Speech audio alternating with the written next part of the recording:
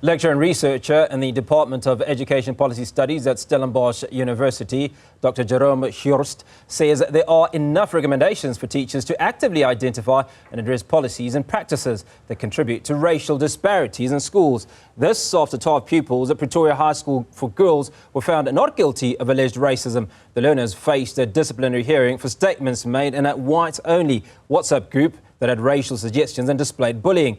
Racism in schools or discrimination based on race or ethnicity remains a grave concern in the country. We have teachers at universities being trained along the Mr. Tech guidelines, which focuses on non-discriminatory policies and practices in schools. There are enough policies, there are enough guidelines for teachers. I believe teachers are equipped and are capacitated and have the willingness after they've left university to apply those non-discriminatory practices. But it's when they hit schools, then this is where the problem starts, I believe. Meanwhile, Wits Professor Melissa Steyn says ignorance sparks racism. Ignorance is part of the way that racism functions. Not becoming aware of the consequences of your actions on other people, or the consequences of what you say on the victims in this case. So you know, quibbling about them is obviously part. What we need to be doing is to be unpacking all of that, we need to be educated about how these work together to create the kinds of consequences and effects that they do. For further analysis, I'm now joined by social justice activist Busi Seabe. Busi, always good to speak to you. Let's talk about what's led to the initial allegations of racism at Pretoria Girls High before we unpack the rest of the issues. Thank you very much for having me. I think one critical element that has led to what has happened at Pretoria Girls School is something that continues to happen within our society, which means we have not resolved the issue around racism and the inferiority-superiority complex that we have in the citizenry in this country.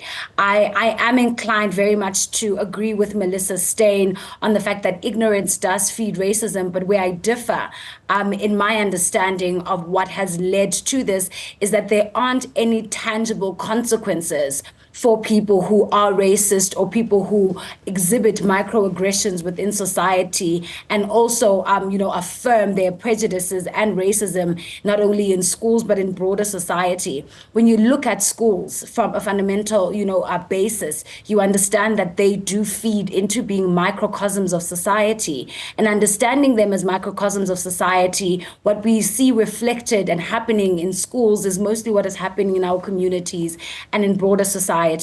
So when we see racism rearing its, ugly head in schools, we understand that it is not something that comes as a surprise, because we are having a lot of racist issues and racism issues and microaggression issues within broader society. And this is why, for an example, the South African Human Rights Commission has noted that in the past 30 years, Gauteng and the Western Cape continue to have racist, allegations and cases come up more than any other provinces within the country. And this are the melting pots, particularly of the country, wherein there are, it's a cosmopolitan environment with a very mixed breed of individuals in the country, and you begin to see the microaggressions and the unresolved tensions of apartheid playing out in our society and now in schools. We see there are plenty of issues that we obviously have to unpack. Now, one of those is that the hearings were conducted or chaired by an advocate who handed a report over to the school governing body, and the girls have been found innocent. We did say in our intro that there were racial connotations, or there were instances of racism in this group that was created by these 12 learners. Do we know who this advocate is? Is he likely to be an unbiased individual? Firstly, I think it's important for us to make the distinction that there is nothing wrong with, the 12 pupils having a white-only WhatsApp group. And I know this may come as a shock to many South Africans, but I say this because, for an instance, there was a period in time where Black South African women hosted an event called For Black Girls Only. So having a particular racial grouping, having a group dedicated to, their racial identity is not particularly the problem that we're faced with here. What is the problem, however, with this whites-only WhatsApp group is the fact that it is a WhatsApp group that gathers individuals to share racist comments and to affirm their microaggressions, prejudices, and racism in a manner that has real-world, tangible consequences, like we have seen with, the Black learners that have been affected by this WhatsApp group in the Pretoria High Girls. So how are they possibly found not guilty then?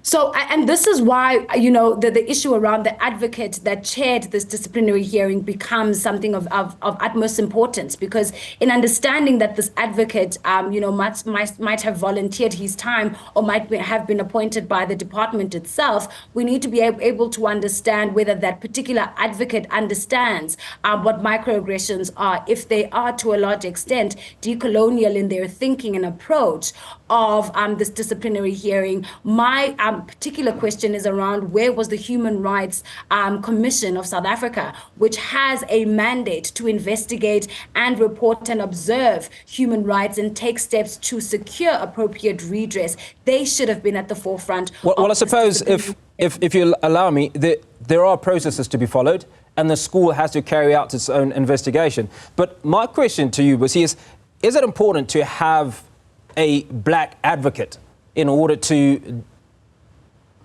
deal with this issue, or does it not matter in your opinion? I think it is important for us to have a Black advocate, but I would also say it would be preferable to have two advocates co-chairing this disciplinary hearing to represent both racial groupings. Because we do also understand, considering the history of this country, that one advocate might be prejudiced over the matter more than the other, and having two co-chairs would help balance and ensure a fair outcome, as we have not seen in this particular instance. And I do hope that, the learners of Pretoria High Girls School who have been affected by this WhatsApp group are able to take this case further outside of the school governing body and the department's, hands, because we are also aware of the fact that, for instance, the current Minister of Education comes from a political party that has underspent on education in the Western Cape, and we don't expect that, resolving issues around racism and microaggression will be a high priority for a DA-led, ministry like education currently. So we are seeing that, to some degree, the nuances and the prejudices and the microaggressions that have been and continue to exist in our society and that have now permeated into our schools will persist if we don't have measures and means to redress them and apply tangible consequences. Because I think one of the things that is upsetting to a lot of people is that although these children went through a disciplinary hearing and many of them were stripped of their privileges in school, considering that they were in leadership positions, there aren't any tangible consequences. And when we talk about tangible consequences, we must now look at the parents, because to a large extent, schools are an environment for children to not only learn, but it is also an environment where children get to express and showcase a lot of what they've been indoctrinated with at home. So the question now becomes, how are the parents being held accountable for the actions of their children? Because to a large extent, children aren't born racist, but they do learn about racism and they do infer these microaggressions and these prejudices from their homes. Busi, I don't know if that's entirely fair, because we have Black kids that are stabbing teachers or shooting teachers. Should those parents be held accountable when they had absolutely nothing to do? Definitely. When they had absolutely nothing to do with the kids themselves acquiring firearms. So at some point, the kids have to take responsibility. But what I would like to touch on is the fact that the school principal, Philippa Erasmus, has now been suspended for 3 months pending an investigation. But some time ago, last year, the issues were raised and there was no action. Hugo, I do believe that, parents particularly should have some sort of responsibility in the same way that learners should be held accountable, in the same way that the principal should also be held accountable, because he did sweep this matter and these issues under the carpet, considering that this is not the first time this is happening. The Bible says that you should train a child in the way that they should go, and they'll never depart from it, and they'll never turn from those teachings. Well, I don't know if kids always do that, to be honest. I don't know if kids always do that. I understand that, Hugo, but regardless of whether children follow what they're taught at home, a lot of the principles and the teachings that they have do infer a lot on their character. So everyone at this particular point in time needs to be held accountable for what is happening. We need to hold the department accountable for not decolonizing the curriculum in order to teach around racism even more, to dispel this ideal of white superiority that continues to be perpetuated by our education system. We need to address the principal who has swept this matter under the carpet out of, possibly fear that, what has happened would have happened back then, and he would be held accountable, or out of fear that he wouldn't know how to effectively address it. There are many ways and many fingers that we can point to many people with regards to this issue. But at the end of the day, we need to be able to come up with resolutions that will not only be tangible, but that will be long lasting and have a ripple effect on the broader society that these children will come and engage in when they leave high school, when they go into university, possibly for those who are fortunate enough to access institutions of higher learning, and for those that go into the working environment, and for those that have children and rear families themselves. It's a cycle, and we need to be able to find a way to redress this very toxic, this very aggressive, prejudiced cycle that continues 30 years into democracy. Busi, very quickly, I've got a minute left. You talked about resolutions, because we've continually had these conversations over time. What are these resolutions, do you think, that would put an end to the issues that we're facing at the moment?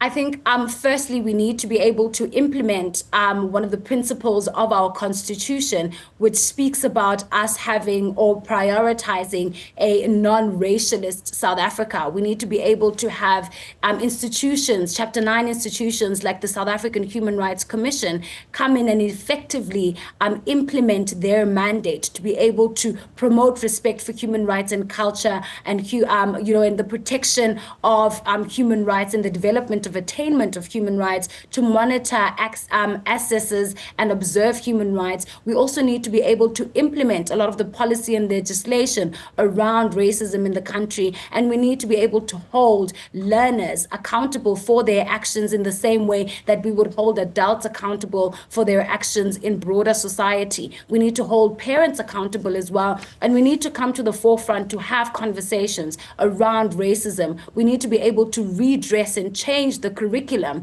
to deal with this superiority complex that many white South Africans still have 30 years into democracy. We need to change the inferiority complex that Black children have in their institutions of learning, be it in high school, primary school, or in university. So we need to do an entire overhaul of not only the education system, but also the social compact and the social contract that we have as South Africans in this country.